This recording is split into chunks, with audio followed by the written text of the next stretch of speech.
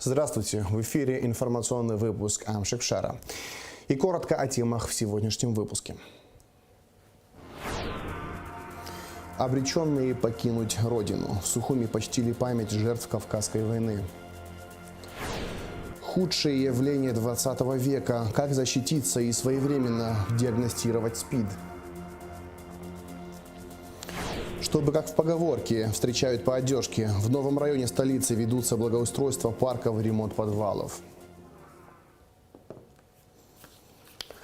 В Сухуми почтили память жертв Кавказской войны. В 19 веке тысячи абхазов покинули свою родину и нашли пристанище в Турции и разных странах Ближнего Востока.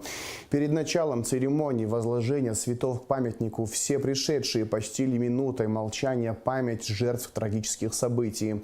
В церемонии приняли участие президент Аслан Бжаня, спикер парламента Лаша Ашуба, руководитель администрации президента Джансух Нанба, депутаты парламента, потомки махаджиров, вернувшиеся на историческую родину. Памятные мероприятия начались с конного шествия. Конники во главе с факелоносцами в национальных одеждах направились от площади имени Сергея Багапш к памятнику махаджирам. Представители общественности, студенты и школьники возложили цветы к памятнику махаджирам на набережной Махаджиров. В память о жертвах Кавказской войны была зажжена традиционная поминальная свеча Ащамаха, разожжен нардский костер. Памятная церемония завершилась спусканием на море венков.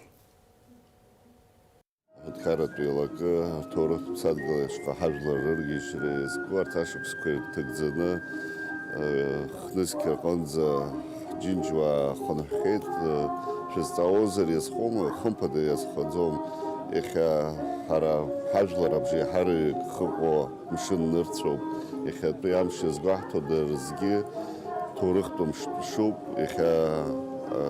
амшины ипка нходza, бас хайштрах гулуб, иргаладар шот турыхла яхзан нижзари ахтас хумпада харагана хела, ивайпш маханкарат программа комиписот.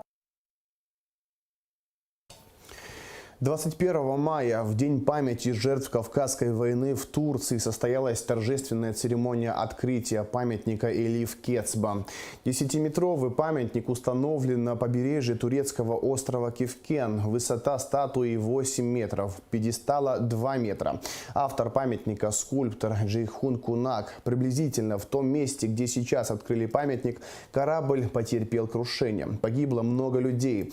Кефкен – это берег, у которого высаживали филюги с горцами, в числе которых в основном были абхазы. Прибрежные пещеры стали первым пристанищем махаджиров на чужбине. На этом месте еще сохранились надписи людей, датированные 1860 годом. Ежегодно 21 мая представители абхазской диаспоры Турции собираются в Кефкене, опускают в море венки, проводят театрализованные представления, устраивают встречи, чтобы молодые знали историю своих предков.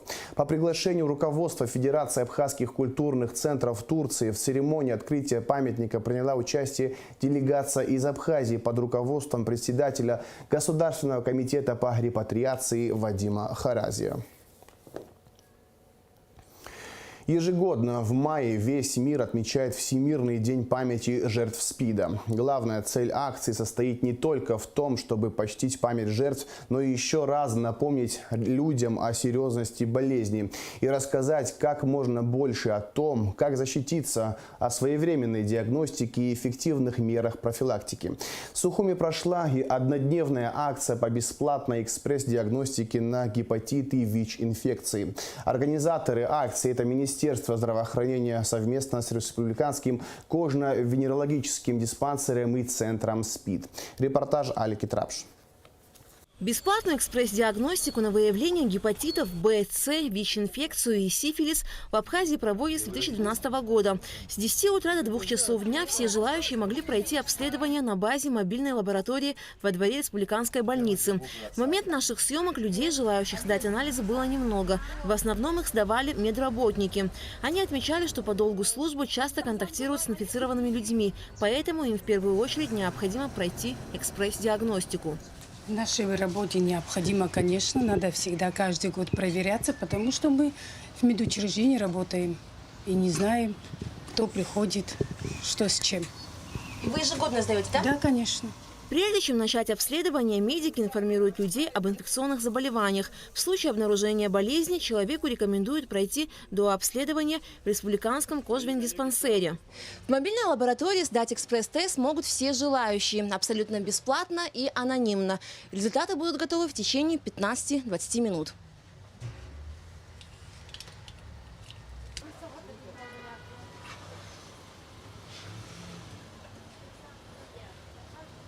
Вирус иммунодефицита человека атакует клетки, которые отвечают за борьбу с вирусами. В результате прогрессирования болезни организм человека оказывается неспособным сопротивляться серьезным заболеваниям.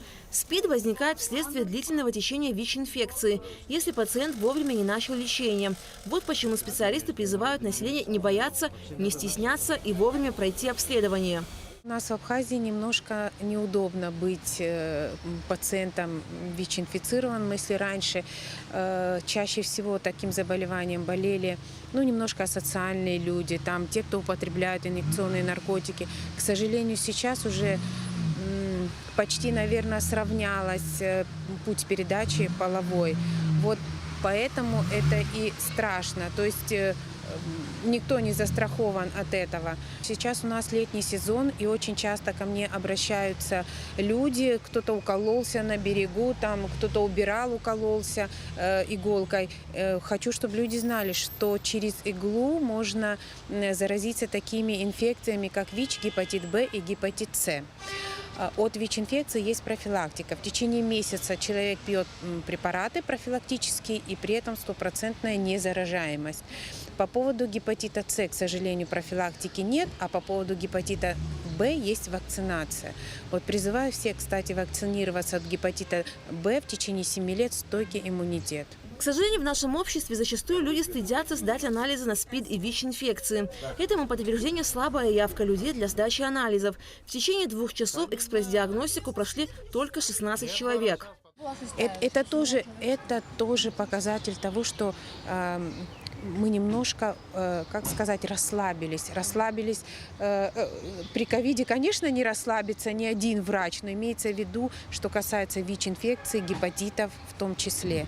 То есть теперь мы должны информировать больше, объяснять людям, что есть такая инфекция. К сожалению, посмотрим к концу года, будет у нас рост или нет. Пока вот в течение недели у нас 4 положительных было пациента, и не только мужчины, но и женщины, и беременные есть. По статистике кожвендиспансера и СПИД-центра в Абхазии в течение 3 лет не больше 70 человек впервые выявленных ВИЧ-инфицированных. За прошлый год количество вновь выявленных ВИЧ-инфицированных – 57 человек. Так как у нас в течение 3 лет не выше 70, в 2022 году даже меньше, но я так думаю, прогнозирую так как очень много к нам в Абхазию сюда заезжают представители не абхазской национальности, скажем так. Я думаю, что в этом году будет рост ВИЧ-инфицированных, к сожалению. В рамках акции по бесплатной экспресс-диагностике на гепатит и ВИЧ-инфекции обследование прошли 18 человек. Заболевания ВИЧ выявлено не было, но у 2 обнаружен гепатит Б и еще у 2 людей гепатит С. Все они пройдут до обследования в республиканском кожвендиспансере. Алька Трапш, Михаил Братухин, Абхазское телевидение. В Москве состоялось совместное заседание рабочей группы по реализации программы формирования общего социального и экономического пространства между Россией и Абхазией на основе гармонизации законодательства 2 стран, сообщается на сайте Минэкономразвития России. Сопредседателями рабочей группы являются заместитель министра экономического развития России Дмитрий Вольвач и вице-премьер-министр экономики Абхазии Кристина Озган. В целом, профильные ведомства наших стран ведут скоординированную работу по реализации программы. Значительная часть мероприятий уже реализована, остальные проходят завершающую стадию разработки и согласования, отметил Дмитрий Вольвач. В ходе заседания обсудили вопросы двойного налогообложения, таможенного регулирования, банковской и социальной сфер. В посольстве Абхазии в России состоялась встреча посла Алхаса Квициня с представителями армянской общественности России, сообщили Абснепресс в пресс-службе посольства. Алхас Квициня, приветствуя гостей, отметил многовековые исторические связи между армянским и абхазским народами. Посол подчеркнул, что в Абхазии проживает многочисленная армянская диаспора, которая интегрирована в социально-экономическую и общественную жизнь страны. Агаси Арабян поблагодарил Алхаса Квициня за теплый прием и отметил, что армяне, проживающие в России, с большим вниманием наблюдают за процессами, происходящими в абхазском обществе. Благоустройство парка и ремонт подвалов. О планах работ в новом районе нашей съемочной группе рассказал депутат Астамур Гирхеля. Подробности в репортаже Гугулцы Вардания. Депутат Народного собрания Астамур Гирхеля и начальник управы номер 5 Эдуард Хашба обсуждают благоустройство Центрального парка в новом районе. В 2023 году при формировании бюджета парламент заложил на эти цели 3 миллиона рублей. В планах завершить все работы к 30 сентября. Что касается парковой зоны, на которую обратил внимание Астамур Баталович, парк, он, по сути, является единственным местом отдыха жителей нового района. И, я думаю, вполне правильное, заслуженное, взвешенное решение, чтобы эти средства были направлены на благоустройство парка. Хед Клана, начальник управы Ансаан Эдуард Зурабович Хашба, Ара Хаблачиса Аникун Хосразайт, Срыцалит, Ябах Гариха, Ябах Хархори, Брихакалакян Хаблачиса. Я хазубру, бир хазубру, бзигизиг Хед Клана, Брия парка, парковая зона. В парке планируется озеленение, укладка тротуарной плитки, освещение и многое другое. Также при поддержке правительства в новом районе пройдут работы по ремонту подвалов многоэтажных домов. Сейчас специалисты занимаются составлением проектно-сметной документации.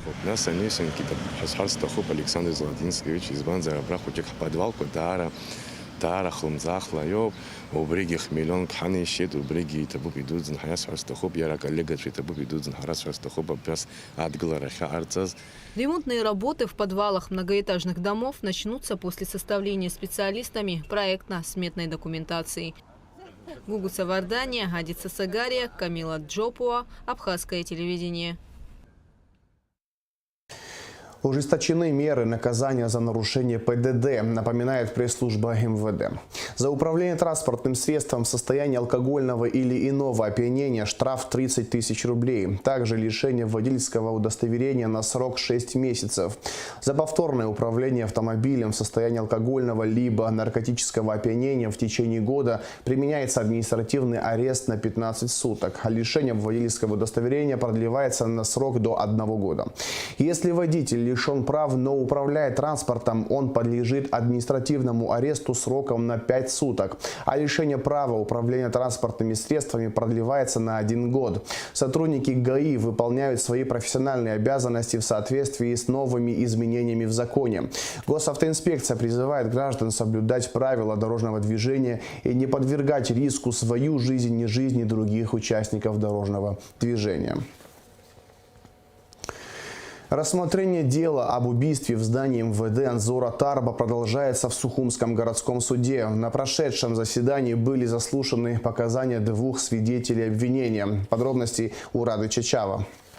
Судебное заседание по делу об убийстве Анзора Тарба в здании МВД в 2019 году началось с допроса свидетеля обвинения, который ходатайствовал о зачтении его показаний из материалов дела. Уже ночью, то есть 11 июля 2019 года, примерно в 0 часов 00 минут, точно время я не помню, я вместе с Чулари вернулись в МВД Республики Абхазия. К моменту нашего прибытия мы заметили во дворе автомашину скорой помощи и большое количество сотрудников из разных подразделений.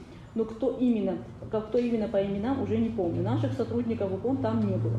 Поинтересовавшись у кого-то из сотрудников милиции, нам сообщили, что в здании МВД Республики Абхазия скончался какой-то задержанный гражданин по фамилии Тарба. который мне неизвестен. Как я понял, врачи скорой помощи уже находились в здании МВД Республики Абхазия. Из показаний свидетеля, данных ранее, следует, что ему не было известно достоверно о происходящем в здании МВД. Однако из материалов дела известно, что с телефона свидетеля совершался звонок на стационарный номер Бюро судебно-медицинской экспертизы, а также в дежурную часть УВД и МВД. Сторона обвинения задала свидетелю уточняющие вопросы об упомянутых материалах.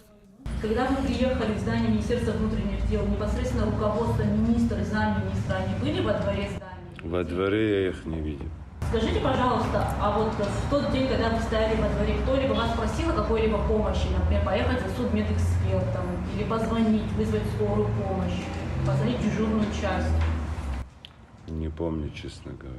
Вот согласно той же распечатке, которая приобщена к материалам уголовного дела, в указанный период времени с вашего телефона был произведен звонок в дежурную часть. Вы помните, вы звонили в дежурную часть? Ну, я руководитель, я в дежурную часть могу звонить по тем или иным вопросам, за что угодно. Также из материалов дела следует, что свидетель приезжал в район местоположения здания судмедэкспертизы. Свидетель заявил, что конкретно в морге в ту ночь не был. Скажите, пожалуйста, вот в этот вечер вы выезжали в район Универсама, непосредственно в тот район, где находится морг, здание Бюро судмедэкспертизы? Нет, в морге точно не был. Вы не были, да?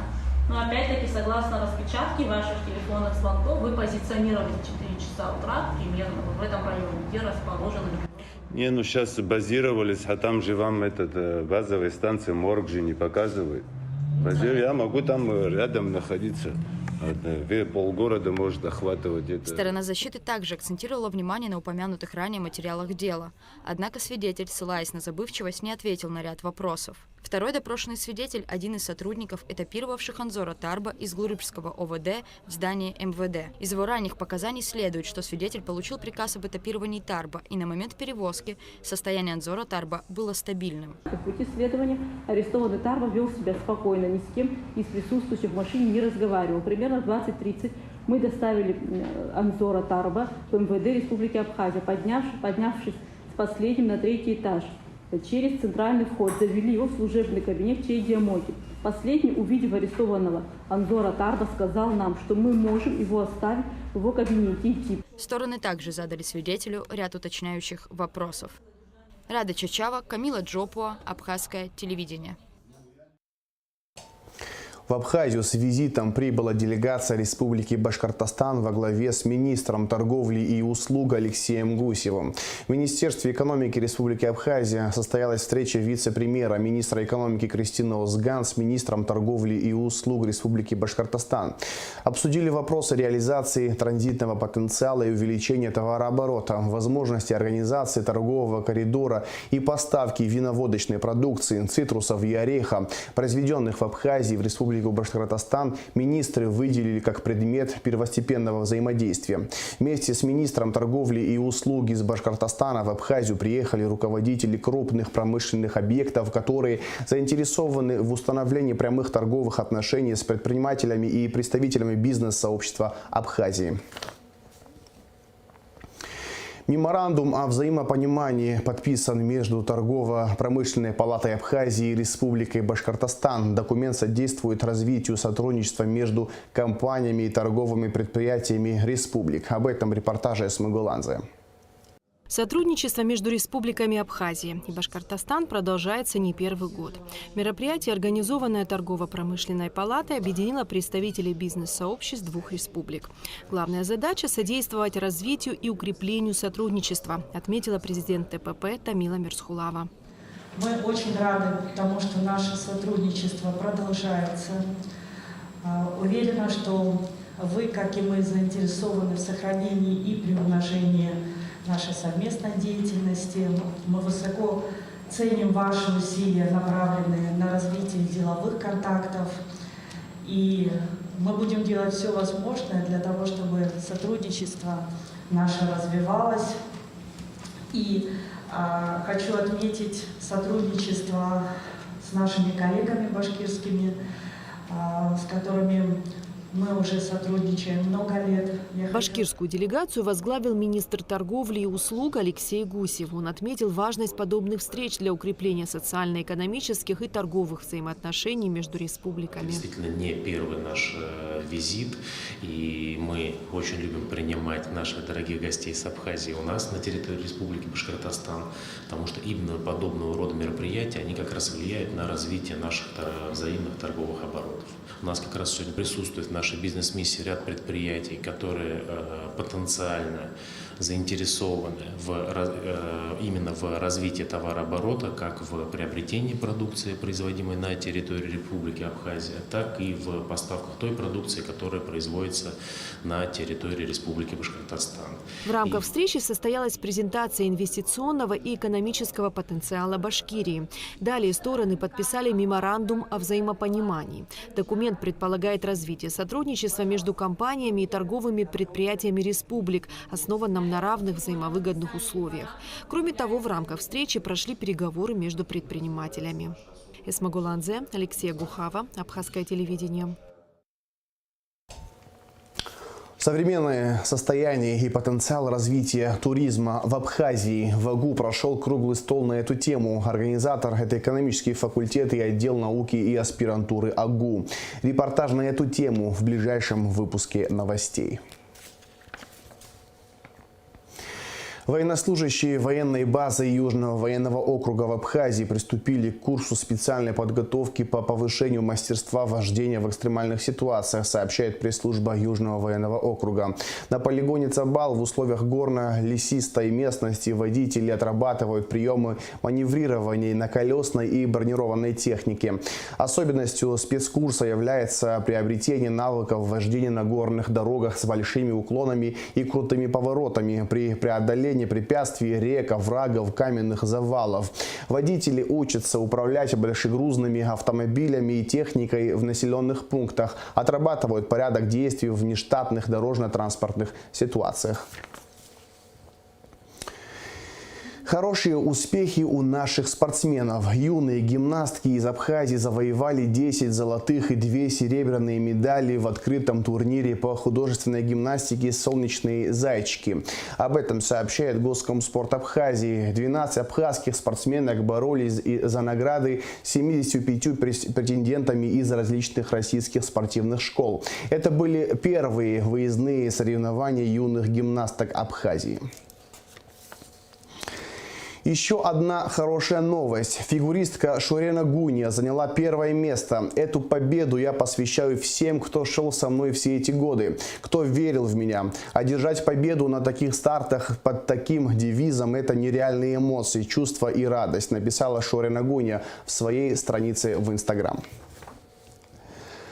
Национальный банк Абхазии выпустил в обращение банкноту номиналом 25 абсар, посвященную 30-летию победы в Отечественной войне народа Абхазии. Тираж банкноты составляет 15 тысяч штук. Автором дизайна является художник Патал Джапуа. В завершении выпуска расскажем о погоде. Во вторник, 23 мая, на территории Абхазии днем без осадков, к вечеру возможен дождь, гроза. Температура воздуха ночью 12-17, днем 21-26 градусов тепла. Температура морской воды плюс 15 градусов.